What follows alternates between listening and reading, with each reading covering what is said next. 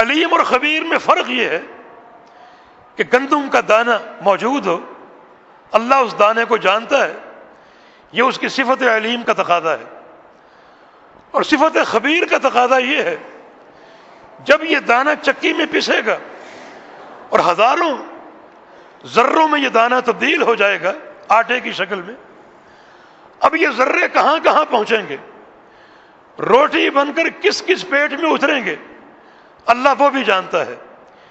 گندم کے دانے کو جاننا اس کی صفت علیم کا تقاضا ہے، دانے کا پیسا جانا، ہزاروں ذروں میں تبدیل ہو جانا، آٹا بن جانا، اس آٹے کی بوریوں میں پیکنگ کا ہونا اور پھر اس کو خریدا جانا، ملکوں ملکوں پہنچنا، شہروں شہروں پہنچنا، روٹی کی شکل میں تبدیل ہونا، پھر لوگوں کا کھانا، کون کون کس ذرے کو کھائے گا اللہ اسے بھی جانتا ہے، اور یہ اس کی صفت خبیر کا تقاضا ہے۔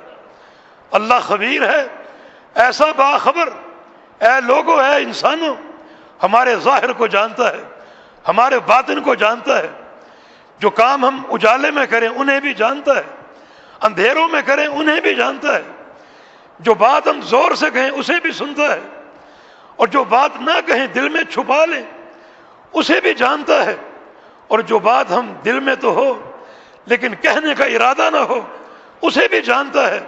وہ ایسا باخبر ہے، اور لطیف بھی اسی معنی میں ہے، اور لطیف کا ایک معنی اور بھی ہے۔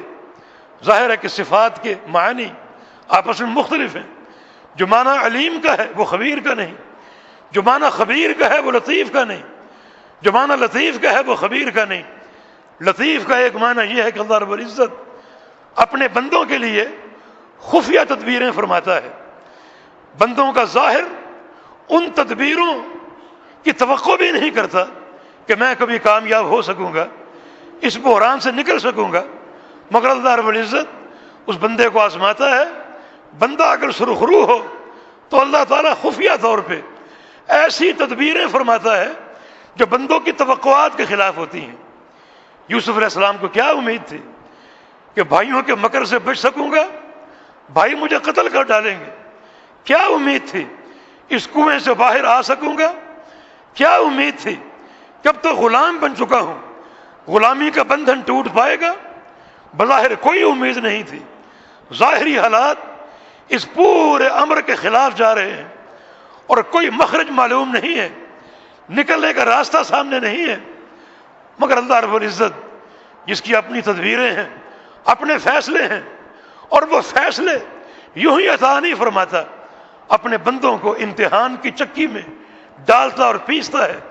یوسف علیہ السلام کو بھی ڈالا، پیسا تنہائی میں، حتیٰ کہ جیل کی سلاخوں میں دو ساتھیوں سے دوستی ہو گئی، رفاقت قائم ہو گئی۔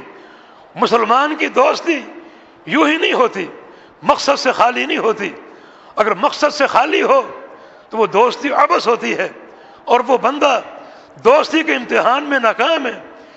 جس سے بھی دوستی قائم کرو اس کا ایک ہی مقصد ہو کہ جب بھی موقع ملے گا اپنے اس دوست کو دین کی دعوت دوں گا، توحید کی دعوت دوں گا، مسلک کی سچی دعوت دوں گا۔ جو بندہ دعوت دے وہ اس تعلق کے امتحان میں کامیاب ہے، اور دعوت نہ دے وہ ناکام ہے۔ جیل کے یہ دو ساتھی تھے، ان کے ساتھ ایک محبت تھی، ایک پیار تھا، مگر محبت کا ایک ہدف تھا، اس ہدف کے انتظار میں تھے کہ جب بھی موقع ملے گا دعوت دیں گے۔ اور ایک زیرک انسان، ایک دانا اور بینا انسان دعوت کے مواقع تلاش کرتا ہے، یہ نہیں کہ گھر کے دروازے پر پہنچے، دستک دی، معلوم نہیں انسان اندر کس حالت میں ہے، کیا اس کی کیفیت تھی اور کیا اس کی طبیعت تھی۔ وہ باہر نکلا، کون ہے؟ نکلتے ہی پوچھا کلمہ پڑھو، کلمہ سناؤ۔ یہ دعوت کے مقاصد کے خلاف ہے اور دعوت کی حکمت کے خلاف ہے۔ یوسف علیہ السلام سے ان کی دوستی ہو گئی، اب وہ انتظار میں ہیں کب ان کو دعوت دیں۔ بادشاہ کو خواب آیا، اس کی تعبیر اس نے معلوم کرنا چاہیے، اور ان جیل کے ساتھیوں نے بھی خواب دیکھا، اس کی تعبیر انہوں نے معلوم کرنی چاہیے۔ یوسف علیہ السلام سے تعبیر پوچھی، اب یوسف علیہ السلام نے دیکھا کہ یہ دونوں تعبیر کے تعلق سے میرے محتاج ہیں۔ چنانچہ تینوں بیٹھے ہوئے تھے اور کھانے کا وقت ہو رہا تھا، کھانا آنے والا تھا۔ یوسف علیہ السلام نے فرمایا میری جیل کے ساتھیوں، تمہاری تعبیر کا مسئلہ بھی سامنے ہے اور کھانا بھی آنے والا ہے، ہم فارغ بیٹھے ہیں، کیوں نہ ایک کام کی بات ہو جائے۔ دوستوں نے کہا وہ کام کی بات کیا ہے؟ فرمایا کہ یا صاحب السجن ارباب متفرقون خیر ام اللہ الواحد القہار، میری جیل کے ساتھیوں بتاؤ، مختلف ربوں کو پوجنا، مختلف خداؤں کو پکارنا، یہ چاہیے ایک اللہ جبار و قہار کو؟ کیا بہتر ہے ایک انسان اس کے گلے میں مختلف خداؤں کے طوق ہوں، صبح کسی کو سلام، شام کسی کو سلام، اجمیر میں کوئی درگاہ ہے اور کراچی اور پاک پتن میں دوسری اور تیسری، ان سب کی غلامی کے طوق گلے میں باندھے پھر رہا ہے؟ یہ بہتر ہے یہ ایک اللہ جو خالق اور مالک ہے، جبار و قہار ہے، بگڑی بنانے والا ہے، دستگیری کرنے والا ہے، عبادت کے لائق ہے، اس کے ساتھ تعلق بہتر ہے۔ ما تعبدون من دونه الا اسماء سمیتموها انتم وآباؤکم ما انزل اللہ بها من سلطان، تم جن جن کو پوجتے ہو وہ سب کے سب نام ہیں جو تم نے خود رکھے ہیں۔ اگر تم نے کسی کا نام داتا رکھا تو خود رکھا ہے، مشکل کشا رکھا تو خود رکھا ہے، دستگیر رکھا تو خود رکھا ہے۔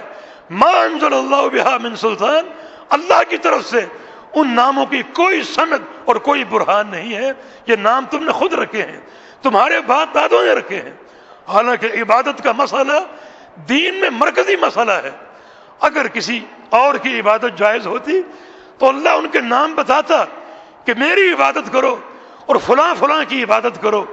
وہ اللہ جو استنجا کرنے والے کو پتھر کے ڈھیلوں کی تعداد بتاتا ہے کہ 3 سے کم نہ ہو، وہ اللہ عبادت کے معبودوں کی تعداد نہ بتائے گا؟